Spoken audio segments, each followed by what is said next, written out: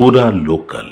TRS party April 27, 2001 TRS party ఆవిర్భవించి 25 సంవత్సరాలు పూర్తి చేసుకున్న సందర్భంగా రేపు వరంగల్లో 27 ఏప్రిల్న ఇలా రజతోత్సవ మహాసభ నిర్వహించబోతుంది. ఈ సందర్భంగా వారికి శుభాకాంక్షలు తెలియజేసుకుంటూ టీఆర్ఎస్ పార్టీ పెట్టిన సందర్భం లోపల సామాజిక న్యాయం చేస్తాం, మా పార్టీ రాజ్యాంగంలోనే సామాజిక న్యాయం ఉందని చెప్పారు.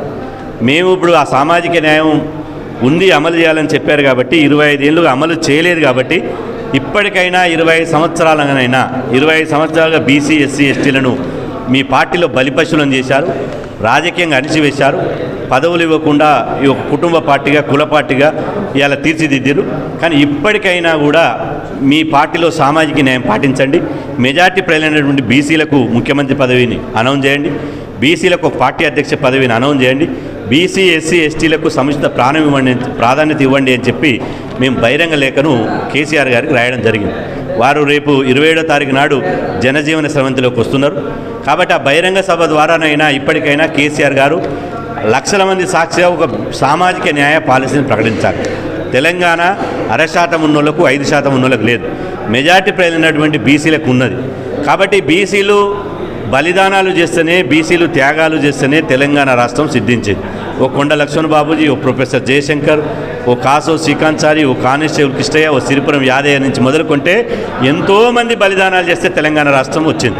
వచ్చిన తెలంగాణలో చీమలు పెట్టిన పుట్టలు పాములకు నిలయమైనట్టు మీరు అందులో దూరి ఈ 90% మంది ప్రజలను పాలితులుగా చేసి మీరు పాలకులుగా పోజులు కొడుతున్నారు. ఇది మానుకోండి. మానుకోకపోతే మాత్రం ఖచ్చితంగా 2028 ఎన్నికలే మీకు చివరి ఎన్నికలు కాబోతున్నాయని చెప్పి ఈ సందర్భంగా హెచ్చరిస్తున్నాం. కల్వకుంట్ల కవిత చూసుకుంటే కానీ బీసీ వాళ్ళని వెనకాల తీసుకొని తిరగడం జరుగుతుంది. మేము కల్వకుంట్ల కవిత గారికి సూచన చేసేది ఏంటంటే, మేము విజ్ఞప్తి చేసేది ఏంటంటే, కవిత గారు ఫస్ట్ మీ సామాజిక న్యాయం అనేది మీ ఇంటి నుంచి మొదలుపెట్టండి. ఇలా మీ పార్టీ నుంచి మొదలుపెట్టండి. ఒక పార్టీ 5%, 0.5% లేనటువంటి మీ సామాజిక వర్గానికి 13 మంది ఎమ్మెల్యేలు ఎట్లుంటారు?